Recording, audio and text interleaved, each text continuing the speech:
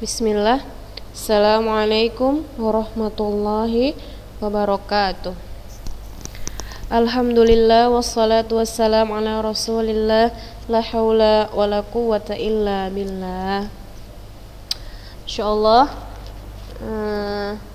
Gimana kabarnya anak kelas 9? Masih sehat? Insyaallah sehat semua ya. Dan harus tetap semangat. Oke? Semangat anak kelas 9. Baiklah, kemarin masih ada ya yang baru mengirim setoran hadisnya. Ustazah, ana lupa Ustazah, katanya. Ya Allah, besok boleh? Besok lah pula katanya lagi. Harus dipantau, lupa Ustazah, lupa katanya. Entah apa aja yang dipikirkannya lupa. Tuh. Udah. Kemarin kita sudah setoran hadis ke-1, ke-2, ke-3, ke-4, ke-5 dan ke-6. Nah, untuk hari ini kita setoran hadis ke berapa kira-kira? Mau ke berapa? Mau yang panjang apa mau yang pendek? Nah, jadi hari ini kita masuk hadis ke-7 dan ke-8 ya, pendek insyaallah. Baiklah, yang masih ada bukunya silahkan dibuka bukunya, hadis ke-7 dan ke-8. Yang tidak punya buku atau hilang, tuh lihat layarnya, kalian catat di layar kalian. Nanti ketika masuk sudah periksa ya untuk tanda tangan yang sudah disetor tuh hadis keberapa aja kayak biasa. Oke? Baiklah akhwat, kita langsung masuk aja nih, hadis ke-7. Apa judulnya? Agama adalah nasihat. Nah, lihat layar kalian itu. Kita baca sama-sama. Bismillah. An Abi Ruqayyah Tamim bin Ausid dari. Ulang. Ingat ya, ini Ruqayyah Tamim bin, tidak panjang.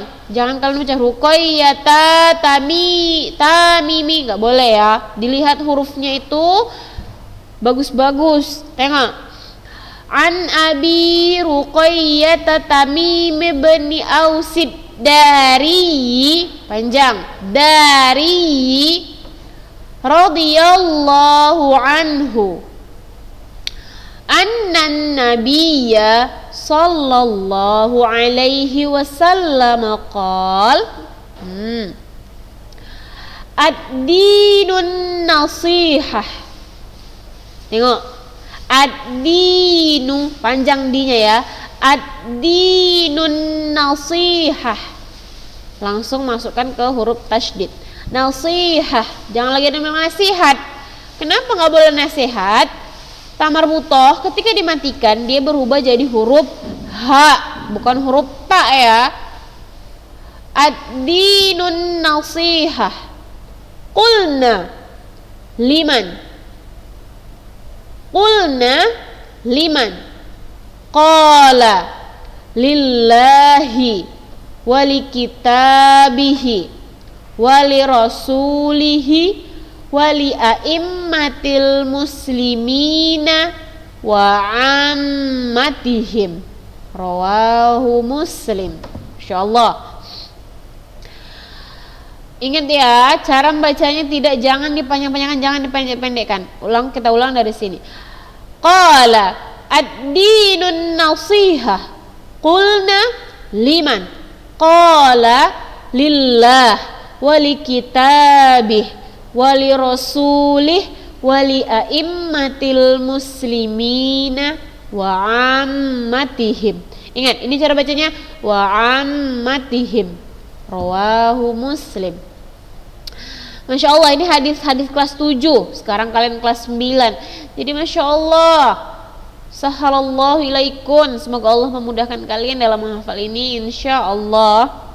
Nah, dari Abu Ruqayyah Tamim bin Aus dari radhiyallahu anhu, kemudian semoga Allah meridhoinya, anna Nabi sallallahu alaihi wasallam, sesungguhnya bahwasanya Rasulullah sallallahu alaihi wasallam bersabda, apa kata Rasulullah? Ad-dinun nasihah, kata Rasulullah.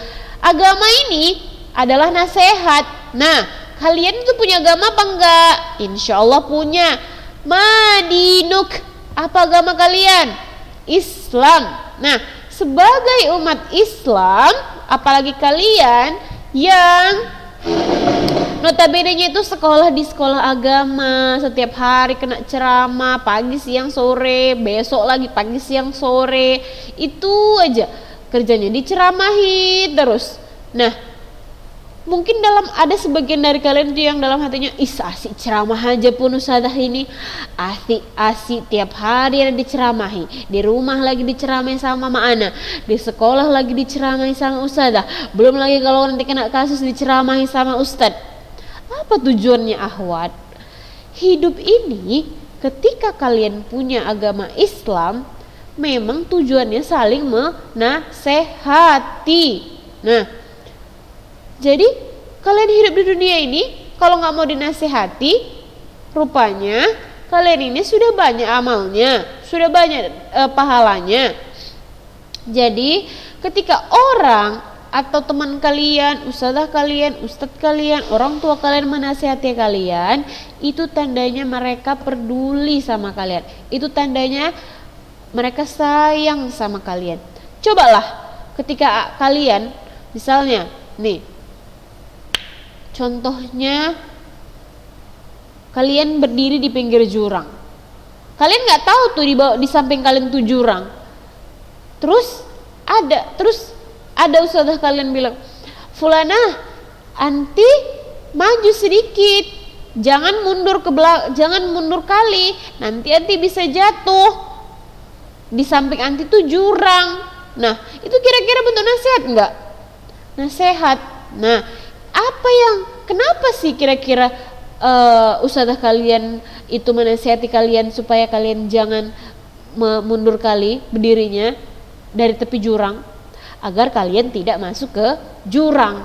Namun ketika kalian berdiri di jurang dan nampak ustazah kalian, misalnya ustazah Ila nampak kalian berdiri di pinggir jurang, terus ustazah Ila diam aja, biarkan aja di situ. Orang bukan ustazah kok yang berdiri di situ, kan anti yang berdiri di situ, ngapain ustazah peduli? Nah, gimana sih perasaan kalian ketika kalian tahu ustazah ngomong seperti itu sama kalian? Sakit enggak? Sakit. Namun ketika kalian dibilang, misalnya ustazah Ila bilang, "Fulanah, maju sedikit, jangan mundur kali, itu di belakang ada jurang, nanti bisa jatuh," gitu. Nah, gimana perasaan kalian? Senang nggak ketika diperhatikan seperti itu? Senang. Jadi ingat ya akhwat, ketika ada teman, ustazah, orang tua, ustadz kalian yang menasihati kalian, maka cobalah berpikir itu karena tanda sayang untuk kalian.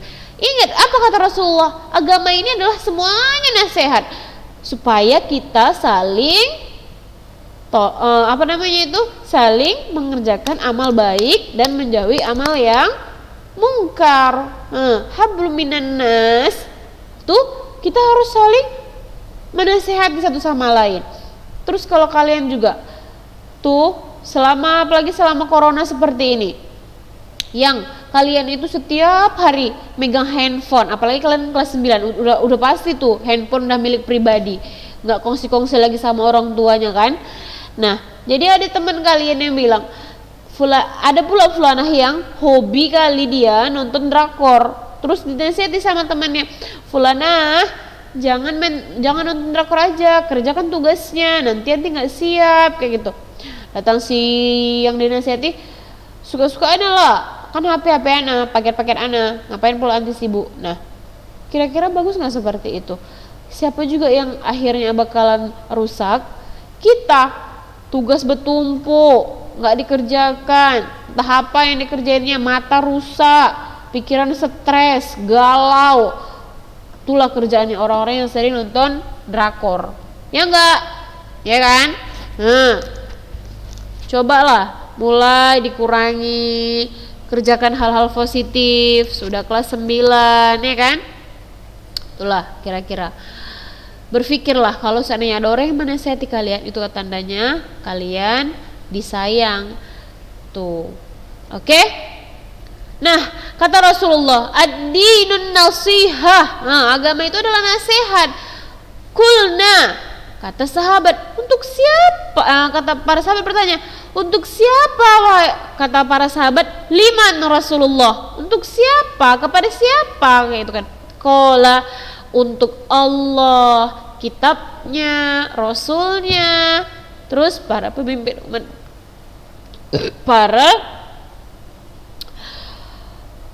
bagi para pemimpin kaum muslimin dan kaum muslimin, para pemimpin juga kita nasihati, dan amatihim, dan semua orang wajib saling nasihat menasehati.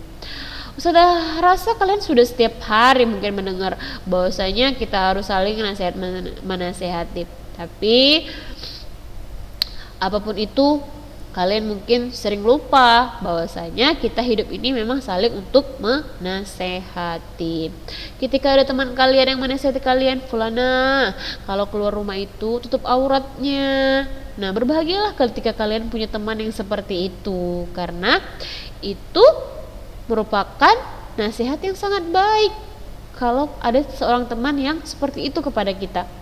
Tapi ketika ada seorang teman yang udah pakai aja celana jeans, pakai aja jilbab Paris yang pendek itu, ngapain pakai jilbab panjang, nggak gaul kali, ketahuilah akhwat, orang yang seperti itu malah menjerumuskan kalian, bukan malah mengajak kalian ke tempat yang baik. Ingatlah, kita itu cerminan dari teman dekat kita. Kalau teman dekat kita soleha, insya Allah pasti kita bakalan terikut. Tapi kalau teman kita itu ngomongnya nggak baik, terus sering keluar malam, entah kemana-mana, pakai jilbabnya yang pendek-pendek, walaupun kita pakai jilbab panjang sebelumnya, tapi kita sangat akrab dengan teman kita yang berpakaian yang sangat ketat, kemudian pakai jilbab nampak dadanya, tuh bakal terikut seperti itu. Jadi usahakan bertemanlah dengan teman yang baik seperti itu. Jadi kalaupun misalnya kalian nggak bisa panjang sepanjang ini, minimal nutup dada kalian. Jangan pula kalian pamer-pamerkan dada kalian itu. Apa gunanya kalian pamer-pamerkan dada kalian itu? Ya kan? Nggak ada gunanya gitu. Udah banyak yang di luar sana yang lebih parah. Jadi udah terlalu banyak wanita-wanita di luar sana yang tidak menjaga auratnya. Jadi usahakanlah jadi wanita yang berada di tepi jurang gitu, ya kan? Nggak bisa orang cuman bisa ditengok aja, nggak bisa disentuh. Tuh, nih kalau kita jadi wanita-wanita seperti itu, insya Allah jodohnya pun baik. Wallahu a'lam. Oke, baik, kita masuk hadis ke-8. Tentang apa? Kehormatan darah dan harta seorang muslim.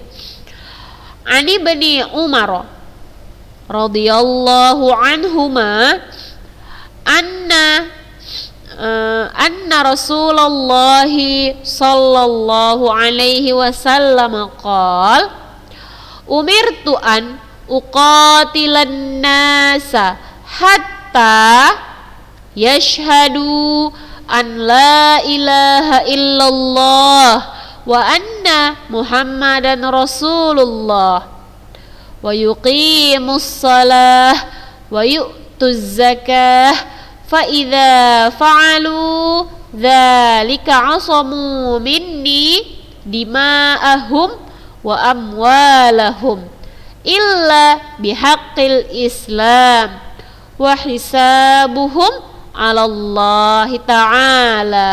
Rawahul Bukhari wa Muslim. Nah, ini juga sudah dihafal di kelas 7 ya, akhwat. Jadi insyaallah 7 dan 8 ini kalian mudah menghafalnya karena sudah tinggal murojaah aja. Dari Ibnu Umar radhiyallahu anhuma bersabda bahwasanya Rasulullah sallallahu alaihi wasallam itu bersabda, Ibnu Umar tadi itu bukan bersabda ya, afwan. Dari Ibnu Umar radhiyallahu anhuma bahwasanya anna Rasulullah sallallahu alaihi wasallam bersabda, umirtu an uqatilan nasa, aku diperintahkan untuk memerangi manusia, uqatilan nasa, memerangi manusia, hatta yashhadu an la ilaha illallah wa anna muhammadan rasulullah. Tuh sampai mereka itu bersaksi bahwasanya tidak ada ilah yang berhak disembah kecuali Allah dan Muhammad adalah utusan Allah. Nah, kemudian wa yuqimus shalah, apa? Mengerjakan salat, wa yu'tuz zakah, membayar zakat. Nah, fa idza fa'alu, panjang ya lunya, fa idza fa'alu dzalika asamu minni dima'ahum wa amwalahum. Nah, jika mereka mengerjakan, apabila mereka mengerjakan apa tadi? Bersyahadat, kemudian sholat, membayar zakat. Nah, apa? Maka darah dan harta mereka itu terlindungi illa bihaqqil Islam, kecuali hak Islam, wa hisabuhum 'ala Allah ta'ala, dan hisab atau peringatan mereka itu diserahkan kepada Allah Ta'ala. Rawahul Bukhari wa Muslim. Nah, apa maksud hadis ke-8 ini? Bahwasanya seorang penguasa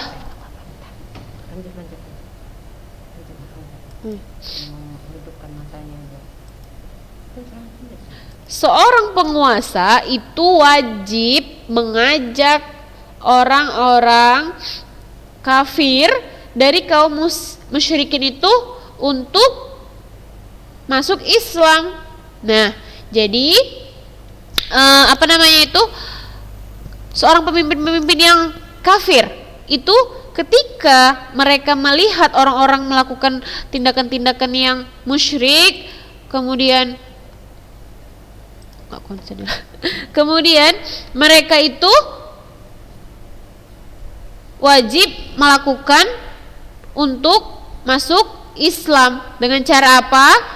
Mengucap 2 kalimat syahadat. Nah, ini tadi dia mengucap yashhadu nih, mengucap 2 kalimat syahadat, mendirikan sholat dan menunaikan zakat itu ya. Jadi wajib kepada ulil amri untuk mengajak orang-orang kafir itu untuk melakukan itu, agar apa? Darah dan harta mereka terlindungi, seperti itu. Itulah maksud kandungan hadis dari yang ke-8 ini. Kemudian apabila ada orang yang tidak membayar zakat, maka para penguasa atau ulil amri wajib memerangi mereka, seperti itu. Kenapa antum tidak membayar zakat? Wajib keluarkan zakat antum apabila antum mampu, seperti itu.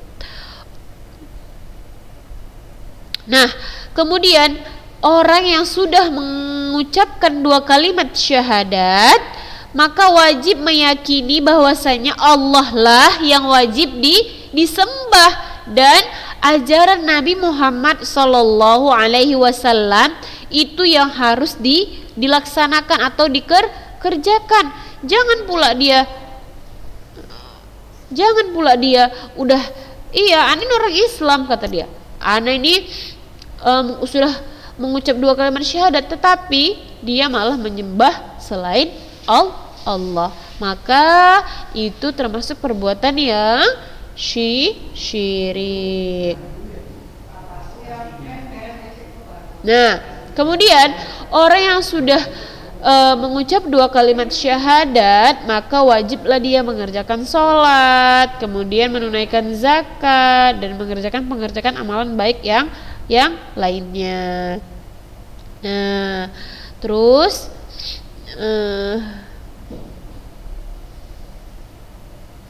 gitu kira-kira ya. Hadis ke-8 ini agak-agak mirip sama hadis ke-3. Jadi kalian tinggal sedikit-sedikit menambahkan aja yang belum ada di hadis ke-3. Terus itulah yang harus kalian hafalkan sedikit. Kayak hadis ke-3 kan juga mengerjakan sholat, menunaikan zakat, bersyahadat gitu kan. Jadi insyaallah yang sudah setoran hadis ke-3 mudahlah menghafalkan hadis ke-8 gitu kira-kira ya. Jadi untuk setoran hari ini kalian setoran hadis ke-7 dan hadis ke-8. Tapi yang belum setoran hadis ke-6, ke-5, ke-4 itu wajib dulu disetor, kemudian baru setoran hadis ke-7 dan ke-8. Jadi untuk setoran ke-7 dan ke-8 ini tidak usah menggunakan arti ya, hadisnya aja. Kayak hadis ke berapa semalam Ustazah Suri itu? 6 ya? 1 dan 3 ya? Nah tuh, jadi 7-8 ini kan sudah pernah dihafal di kelas 7 dan sudah pernah dijelaskan juga. Jadi hanya sedikit memotivasi kalian agar senang untuk dinasihati oleh teman-teman dekat kalian, orang tua ataupun ustazah kalian, seperti itu ya. Nah, jadi untuk setorannya itu tidak dari WA ustazah ya, karena HP ustazah lagi sedikit bermasalah. Jadi nanti ustazah kasih link ke wali kelas, kemudian kalian setorannya dari link itu gitu ya. Kayak mirip Google, kayak kalian pernah ngisi Google formulir. Nah, nanti cara-caranya mirip seperti itu gitu ya. Nanti dikirim ke situ, kalian tinggal pilih aja, ada pilihannya, dan insyaallah sama juga kayak ngirim WA, tapi karena HP-nya lagi bermasalah, kirimnya ke situ dulu ya gitu. Oke, nggak apa-apa ya. Mudah-mudahan Allah mudahkan kalian untuk bisa mengirim ke situ. Oke. Nah, semoga Allah mudahkan kalian dalam menghafal. Jangan lupa selalu istirahat yang cukup, jangan bergadang, banyak minum air putih dan jaga kesehatan.